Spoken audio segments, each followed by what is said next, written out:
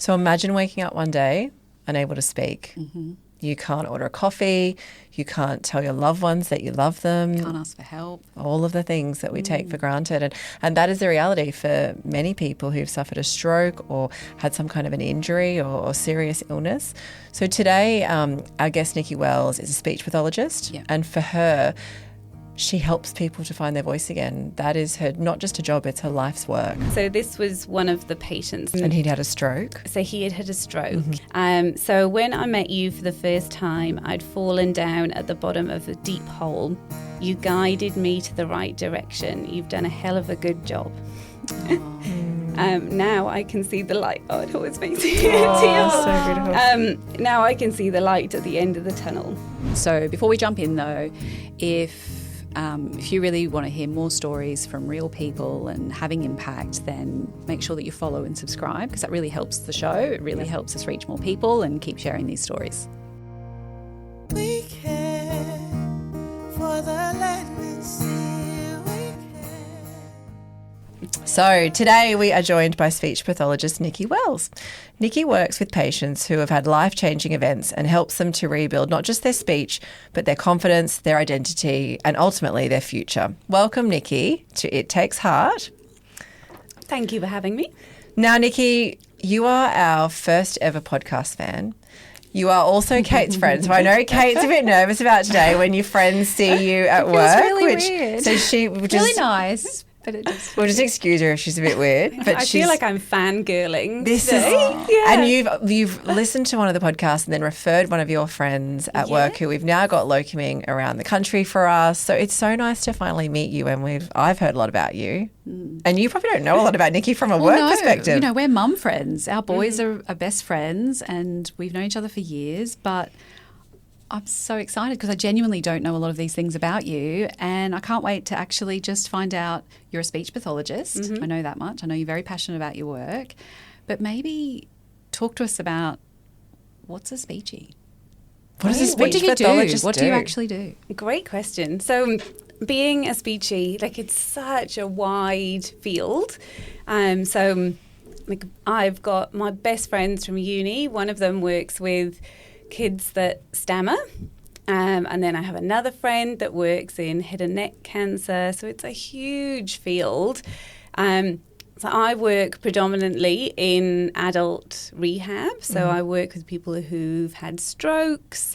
I work a lot with progressive neurological conditions as well. So people that have Parkinson's disease. So I see people at a time in their life where they've had something really catastrophic happen, and being able to help them through that is amazing. Yeah. How did you become one? Because, I mean, I probably hadn't heard of speech really until I had children, and then everyone was talking about a speech pathologist. But We have kids, and all of a sudden all these allied health all the professionals allied that we health need come out of the professionals woodwork. Yeah, they literally did. How did you learn about it, or how did you choose to become one? So McDonald's is the reason that I'm a speech pathologist. McDonald's. I mean, McDonald's. Fast food. Obviously. Okay. Take us on the journey. So I was really lucky that I was about 14 when I discovered what I wanted to do, which isn't the same for everybody. But I did a sign language course at school. And where was this? Because you've got a little accent. Yeah, so I'm Welsh. Right. So this was in Wales. So I did a sign language course at school. I was terrible at sign language, but the teacher that taught us talked about communication difficulties, and he used the example of McDonald's and how it's so hard to order in McDonald's if you can't speak. There's no menu that you can point to. You are really relying on verbal communication to be able to say what you want. And as a 14-year-old, my mind was just blown at the thought of not being able to order in McDonald's, which is quite embarrassing now as an adult. No. But at that time, it really resonated with me, and that sort of started me then on the journey of looking into professions where you could help people that had communication impairment. And so that's what led me to speech pathology. Was adults always the preference? Because there are so many specialist areas. Like you just said that even just like head and neck cancer. Yep. You were 14. Was it always going to be adults? It was always going to be adults for me. So I was very lucky. I've been so lucky throughout my career, actually. But I was very lucky that I got the opportunity to do some observation work in my local hospital. And I got to go and work actually in head and neck cancer as a 17-year-old, and got to sit in on some of the sessions and be able to see the work that the speech pathologists were doing. And that really solidified it for me of this is what I want to do. I want to be sitting in this chair helping these people. So yes, paediatrics was never going to be my thing. And when I started my degree, they did a hands up, who wants to work in adults and who wants to work in paediatrics. And I think there were 2 of us that wanted to work in adults at the start. In occupational therapy, everyone wants Really? peds. Yeah. It just... It's what you were saying earlier about being a midwife. Everyone thinks it's just working with kids and it's just sweet and beautiful. And then by the end, it was probably more flips. 50-50. One of my greatest achievements in my work is when I switch a student from wanting to work in paediatrics over to adults. So I always ask them when they start, do you want to work in adults or paediatrics? And if they say paediatrics, my challenge for the placement is to try and convince them that adults is where they want to be. And what are the reasons? Like how, if you're standing there with your graduates, and I know you do a lot of work with the people coming through, why? Why do they need to be in adults? Yeah. How do you sell it to them? So you don't have to your pitch. You don't have to make games. That's true. I do peds as an OT and it's a lot of games. You don't have to sit on tiny chairs. Better for your knees. Sit on the floor. Yeah, much better for your knees. Yep. So I think the big thing, and actually both of my sons have had a lot of speech therapy. So I've kind of been able to see it from the other side as well. And I think with the difference with adults is that they are there because they want to be there. They want to improve. And a lot of what I do is very goal orientated. So working with them to achieve their goals.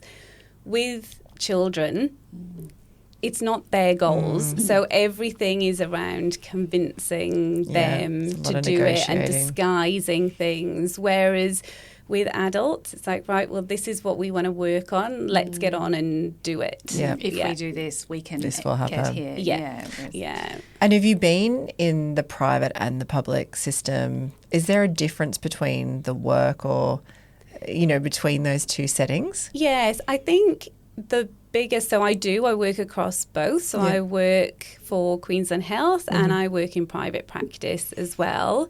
And I actually love doing both of those roles. I find that being able to work in the public system, so the patients are very similar. They're often at different stages in their journey. So in the hospital setting that I work in, it's often in the first few days, weeks, months of them having a stroke, whereas in the private work, they've kind of gone through that process and they're now back in the community. It's kind of the next stage. Yeah. But the types of patients, the types of conditions you're seeing are the same, but they're often at different stages in the journey.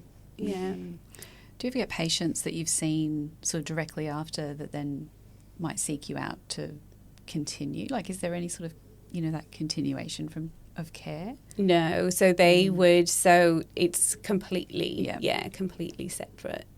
Yeah. So you must have had such an incredible impact on so many patients' lives. Is there one that stands out to you?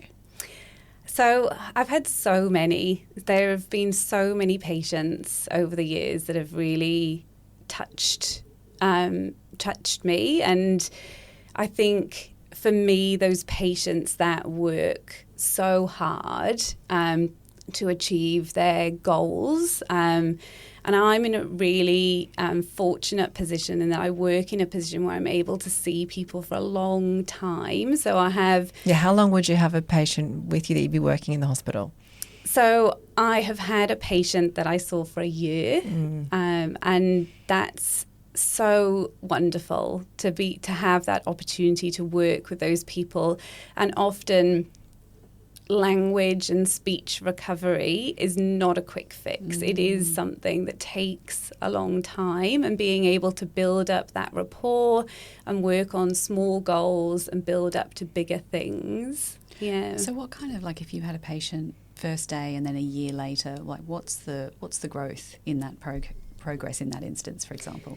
So it really varies from person to person, and that is often a really hard thing for stroke in particular, is that everybody One wants... size doesn't fit all. Yeah, everybody asks the question, when will I be better?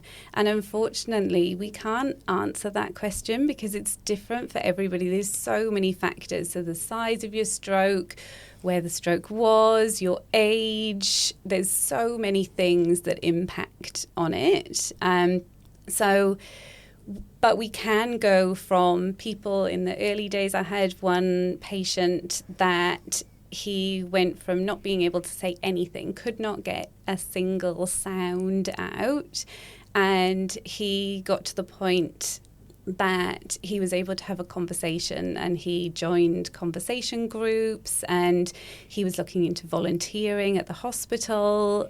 So we can make huge gains with people, but that isn't the experience for everybody, unfortunately. They must be so grateful for the work that you do.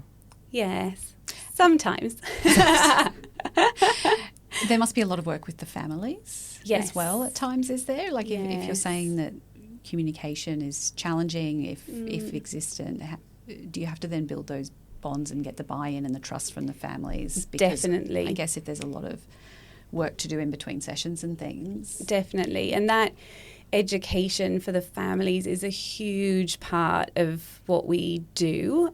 One area that I work in is aphasia rehab. So aphasia is when your language is affected from a stroke.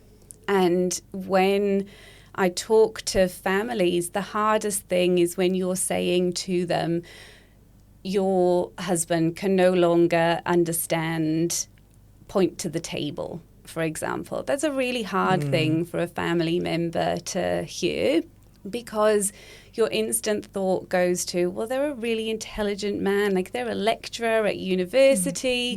What are you saying? He can't now understand point to the table. So I will often use an analogy of, it's a bit like aphasia is like being dropped in Japan if you don't speak Japanese. So you are still the same person. You still think the same way. You still have the same opinions about things. You've still got the same intelligence, but you can't understand what people are saying to you, and you can't communicate what you want to communicate.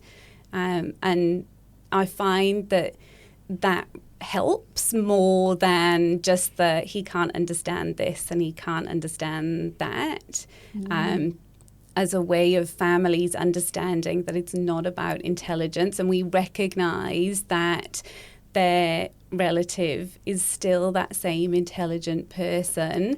Their language has just been affected by the stroke. That's I got to say, I was an exchange student at 15 in Japan, and I was in a McDonald's and couldn't order food. So when you were saying that and then bringing it back to like your full circle, I was like, I remember being like, we couldn't order food anywhere because we were so young and we didn't speak a great deal of Japanese. And then, yes, we were in McDonald's and we were just like, how do we get food here? Like, Full circle moment. There you go. Thinking about that now, if you think about if you walk into McDonald's now, there are touch screens and various things where maybe... So many gains have been made since... So if you think about technology in your field, how has that impacted your line of work? Oh, it's been massive, actually. I know that we're 25 and we're still learning. But when I was in Japan 10 years ago. This is what I mean. I'm sure those screens were there, Sam. Yeah. I just didn't see them. But with AI, introduction of telehealth, it would have gone in leaps and bounds. Yes. Absolutely. I am the least tech-savvy person you will ever meet in your life. I don't know how to do anything on computers. Excel scares me. So it has been a very steep learning curve for me, and I'm still very much learning. Do you find the grads coming through? Oh, yeah. Have that in spades? Yeah.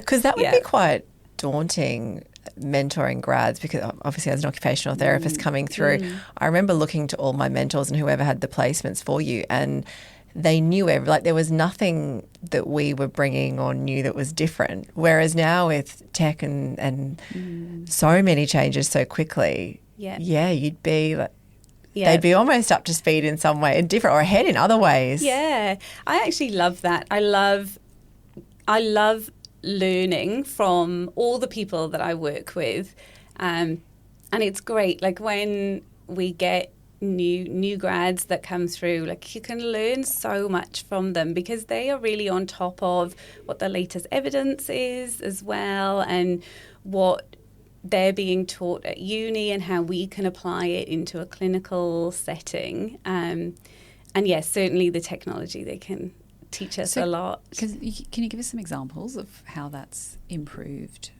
Or change treatment or how you interact? So a couple of things. So in terms of the technology, we now have so many apps that people can do therapy on, which has really transformed how we do therapy. So we're able to use the apps in sessions. So it's a lot less paper-based resources that we used to use and I was going to say photocopying everything up. The allied health photocopy would always be like, especially down in paediatrics, like go. Yeah, so we've definitely been able to move away from that a bit more now, which is really good. And it's also great that we can lend iPads out to patients so that they can use those apps at home or on the ward if they're still on the ward. So that's been really fantastic to be able to have these more resources. In terms of telehealth, I think telehealth has been a game changer in speech. How so? Because the concept of speaking telehealth, is it telehealth on a screen, like a Teams video call, or is it telehealth on the phone? Or sorry, am I? So it's my little phone signal.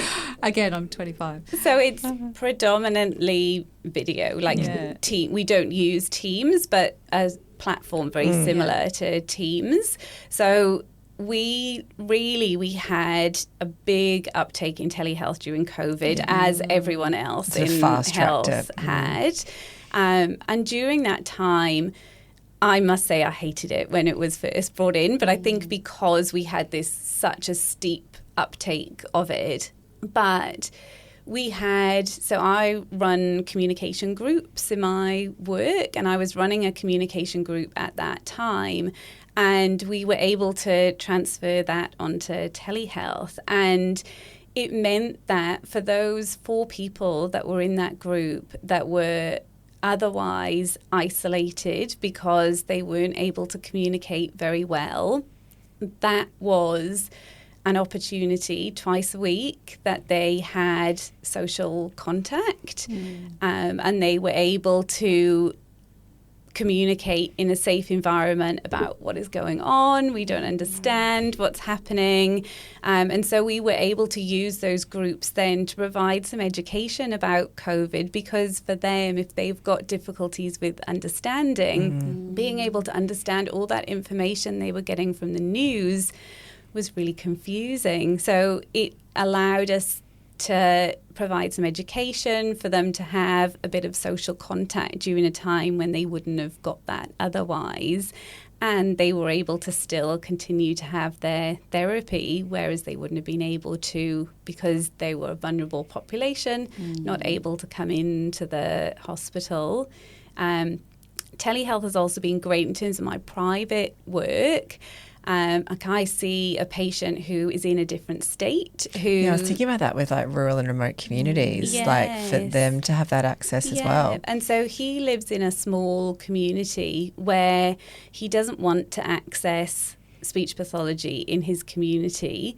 Because Why is that? Is that a stigma thing? I think maybe a bit of that and a bit of, I don't want people to know my business. Yes. That's hard in a small town, isn't it? We've found that a lot with getting their own help. Absolutely. And so telehealth has meant that he is able to access the services that he needs in a way that feels comfortable to him. Do you think that the introduction of all of this tech has actually meant that you're able to treat patients faster, or are you getting better outcomes in the same period of time because you've got more resources that you mentioned to use? Like, is it getting better outcomes? I think so. Another environment. So I work in a day hospital setting where people have been in the inpatient ward. And then they're ready to transition home, but they're still needing intensive therapy. So for those patients, previously, they would have to come back into hospital 5 days a week. They usually are not able to drive because they've recently had a stroke. So they're reliant on family bringing them in or using public transport to get in for those sessions. So telehealth has meant that we are able to maintain the intensity of therapy that they need, because instead of having to come in 5 days a week and then them not being able to make it because it's just too much, they are able to come in twice a week and have 3 days a week of telehealth instead. So good to support it, isn't it? Do you think that we'd be here if we hadn't come through COVID? Like, do you think we would be doing so much telehealth now? Like when you say it fast-tracked. Like we sort of had to do it. So has it really, fast-tracked it, or would we be here anyway? I think we'd probably be here anyway. I think it was evolving and there was certainly more research coming out prior to COVID about the use of telehealth. I remember as a grad 10 years ago, /15, it was available then, but there was not a great uptake. Like it was almost a rare event. It was a special event. There's a telehealth. Yes. Yeah. Yeah. I think if you meet a certain criteria. Yes. Yeah. And I think what COVID did was show us the benefits of it, because I think prior to that we were all possibly a bit focused on how hard it would be. And now we've been able to see the benefits and try to maintain that. Almost outweighs the negatives there. Like it really fast-tracked that. Yeah, and there certainly were some negatives. So one of the things that can happen with aphasia is that you lose your ability to understand numbers, which is very challenging for people when it comes to PIN numbers. So when we first started doing telehealth, we had to use a system where you had to put in a PIN number. So we spent an hour speech pathology session trying to get this poor man to be able to put in a 5-digit PIN number to get into the session. And so we were saying the numbers to him, but he couldn't understand the numbers. And he was trying to put them in and was putting in incorrect numbers. That must have been so stressful for him too. Like that would have... that would have had an impact on your confidence and kind of like steps forward, steps backwards. Yeah. And just listening to you over the years and knowing that you work with people around their speech or, being able to eat and things like that, I feel I was just a bit naive and hadn't thought about the ability to understand as well. Like that hadn't really... I hadn't realised that, because that's just an extra element, isn't it? To learning to speak is one thing, but if you can't understand as well, that's it's huge. That's really challenging for someone. It's so impactful, the work that you do. Can you share maybe a couple of instances where you feel like that's really, I'm doing what I'm meant to be doing, and it's something you're really proud of, where you've had a real impact? Impact, or so. Again, there have been so many of those moments. I think for me, it's always the firsts. So being there for someone where you've been working on them, being able to say their grandchildren's names again, and the first time they say their grandchildren's names, or someone who's lost their ability to swallow after having a stroke, and the first time that they're able to have a cup of tea again. So being with people for those firsts. And I get some really lovely feedback from people. And I've had one particular patient. Can I read out? Yeah. Because it must be hard as well when you sometimes send people on their way, maybe after your sessions have finished, I imagine. And you must, I mean, I know I would be wondering, how they're doing. Wonder how are they? Did they progress? Yeah. Did it stop? Did it continue? Like, Yeah. I know I sort of like need to know stuff, so that would really be difficult for me. Yeah. Do you ever get that, learn in the future of what's happened and outcomes? Yes, sometimes you do. Sometimes they come back, and that's really lovely. Like they come back and visit, and you get to see how they're doing, which is always, it's always really lovely. But yeah, there are certainly some that stay with you, and you think, I wonder whatever happened and how they. Yeah, where they are now. Yeah. So you've got some feedback? Yes. So I got this to give context. So this was one of the patients that I was able to see for a year. And when I first started seeing him, he couldn't produce any sound at all. So that's sort of where we were starting from. And he'd had a stroke? So he had a stroke, yes. And how long did you work with him? For about a year, we worked together, and he was very, very motivated, and he would do a huge amount of practice. And he got back to be able to talk in conversations. So he sent me this card when he finished with me. So when I met you for the first time, I'd fallen down at the bottom of a deep hole. It was stark dark. I was wordless. I was hopeless. I was nothing and meaningless. I even did not know how to move my mouth. I totally forgot it. You shared my feelings of desperate need. You guided me to the right direction. You've done a hell of a good job. Now I can see the light. Oh, it always makes me tear. So beautiful. Now I can see the light at the end of the tunnel. Yeah. That is so beautiful. Did you get that at the end of the 1 year? Yes, yeah. Oh my gosh. And just for patients like that to understand that little bit of feedback, how obviously impactful that is to you, that you're so invested in their journey. Yeah. That's absolutely beautiful, like to see that. I feel like I need a tissue now. I'm like behind you. There is a tissue actually. There's one down there. There is. So that's a lot to I was just about to walk say that. Like, I'm like, through. does that happen all the time? Because yes, if you're like, You're carrying even that if with them. and those hard days of therapy when, like you said, they're in the darkest place, and People must get angry as well. Like, do you have a lot of patients? I'm just trying to put myself in that position. You'd go through such a wave, and you're there nursing them through it, guiding keeping them. motivated, keeping them, Yeah. So we do. Yes, you get the full breadth of emotions. I'm very fortunate to work as part of an incredible MDT. What's MDT for? So multidisciplinary team. And we have a psychologist on the team, and we have social workers. We have amazing doctors that work on the team that are really, we use the term MDT focused. So it's where they really value the opinions of everybody in the team. And so being able to work in that team means that those patients are supported by the whole team, not just by us as one individual. So we're not having to carry that load individually. It's shared amongst the team. and you've also got each other there as well. Yeah. Like a good team. Yeah. What do you do personally? Like, you're a pretty busy person. You make me feel like I should do more a lot.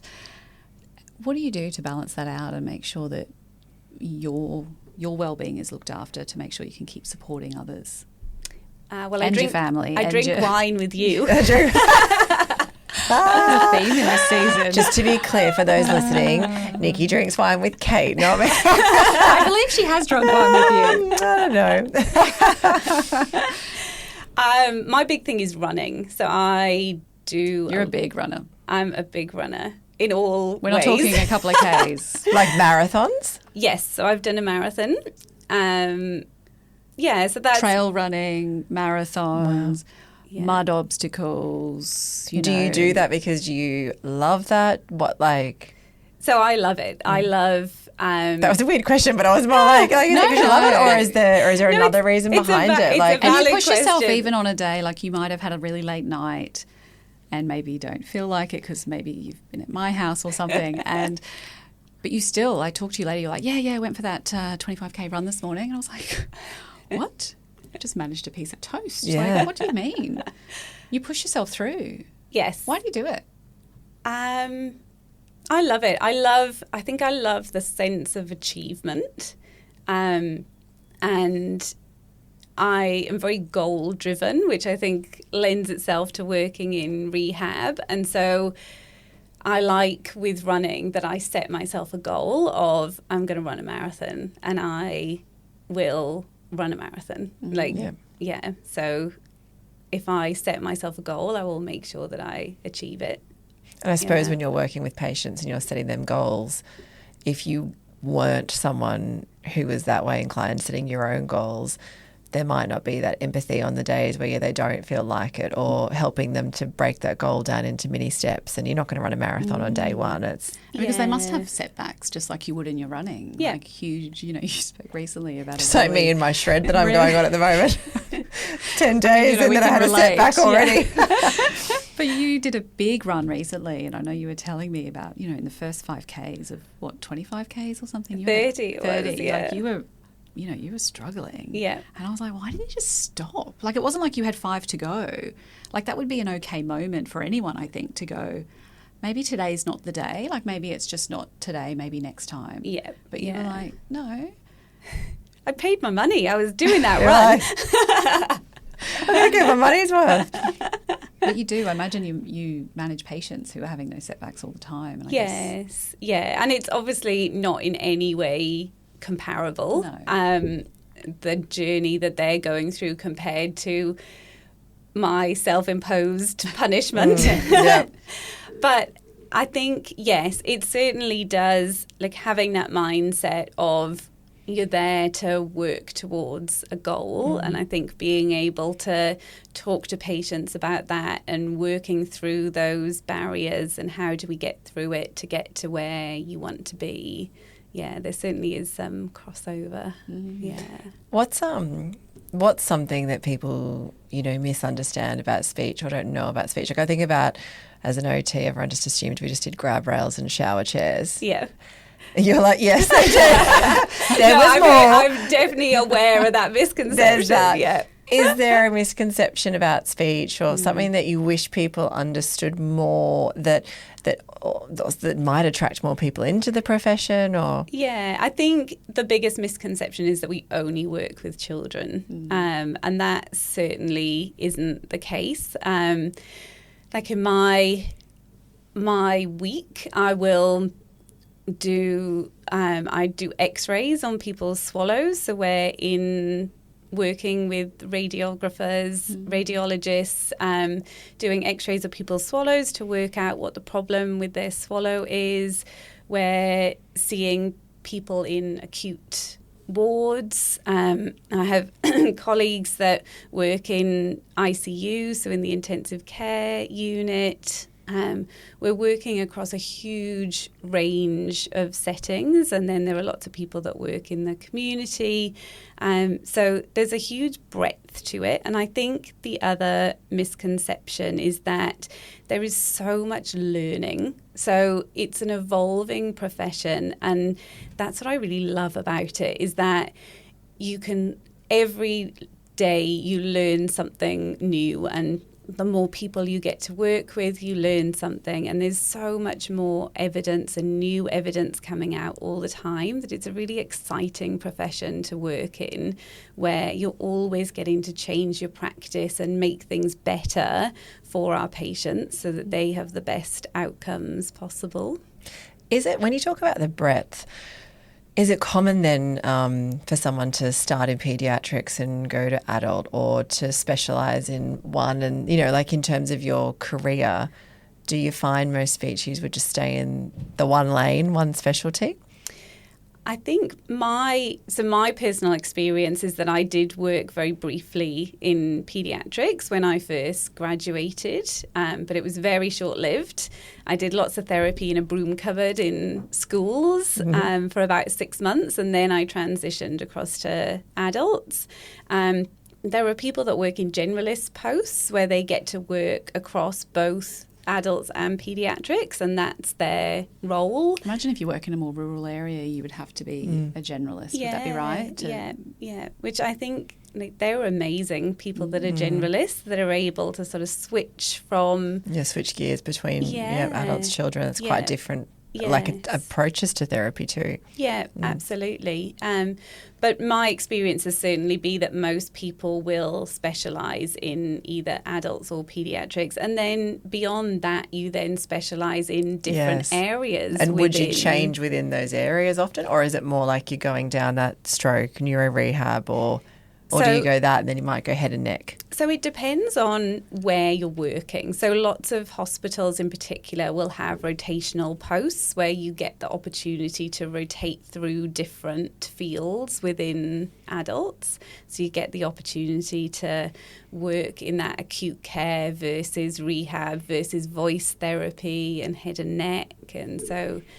there's so many opportunities. You can get good exposure to then try and guide you to where you might feel is fitting for you. And then it tends to be later in your career then that you'll decide on one particular route. Do you think we'll ever convince you to take a holiday and go and locum around the country for your annual leave? You've got the camper trailer. Trailer. Take Dave and the kids. Oh, yeah, it would be amazing. Taking a year little off, sabbatical. Go around. Yeah, it would be amazing. Sign me up. I think you will. I think it's... I was like, on your holiday. One day. Surely you'd be up for some long service leave soon. Oh, yeah, probably, yeah. You're probably up for that too soon. Anyway, we can talk about that another time. So with every episode, as you know, CMR donate to a charity of your choice. Can you talk us through where that money was going for you? So I am working on a project in my work at the moment, working on getting people back into the dining room. So on our rehab ward, we have a lovely dining room area. And prior to COVID, all of the patients every day would come out into the dining room and they would have their meals. It was an opportunity for socialisation, a bit of normality as well, because who at home eats their lunch in bed? And also there's lots of evidence around the benefits of eating at a dining table in a shared space. But unfortunately, when COVID happened, that dipped off. And so it sadly just hasn't returned. So I'm working on a project to get everybody back into the dining room, and part of that we want to spruce up the dining room a little bit, so make it a bit more inviting. It's a very clinical area, and so I would like to donate the money to the Logan Hospital Fund so that we can use that money to buy some things to make the dining room a bit prettier. So a karaoke machine. Oh my God, that is not where my mind was going. I was thinking a nice tablecloth. I was thinking some greenery. We're going to oh my God, is there like a disco ball as well to go? Maybe. So why karaoke? Can I just ask? So again, there's lots of evidence of the power of music. That's certainly not my area of specialty, but we will have people. So music is really powerful in that it's something that everybody has in common. Even if you don't like the same music, genre, you've got music in common. We also see people who are really have got really impaired communication, but they can still sing. So they can That's they can incredible. recall some of the lines of a song, but they might not be able to talk in sentences. And so it can just be a really uplifting experience for people at a time when there's not much that's particularly uplifting. Yeah. I love that. Can you please send us a little clip? Yeah. I tell you what, honestly. we learn something every single episode from every guest. Like that really, Yeah. that was not where my brain went. No, not at all. Not at Thank all. you. I love it. Thank you, Yeah. Nikki. And thank you for coming and having this journey with us from the beginning. You've been, Yeah. such a fan and Yeah. referring your friends. But Your whole team will be really excited. Although See I'm you. very So disappointed will the kids that when there was Mum's on no YouTube. wine. I would listen to Lorraine's episode and I was expecting wine. Well, Sorry, we had a I'm morning just glad recording. that- I should have booked you for the afternoon. But that was because Lorraine's hobby was wine tasting. Imagine if we'd made you run around the block with us while we were doing this. Like, I'm just glad we didn't get into a run. That is true. Yes, no, we weren't diving into that hobby. No, but thank you for your time, and thank you for teaching your friend Kate all about speech. Do you know so much more now? It's going to be a whole different I know you so conversation much the next more time now. you catch up. Yeah, yeah. No, it's fantastic. Thank you Thank so you. much. Good. Thank you. Thank you for having me. We care for the land and sea. We acknowledge the traditional custodians of the land of which we meet, who for centuries have shared ancient methods of healing and cared for their communities. We pay our respects to elders past and present.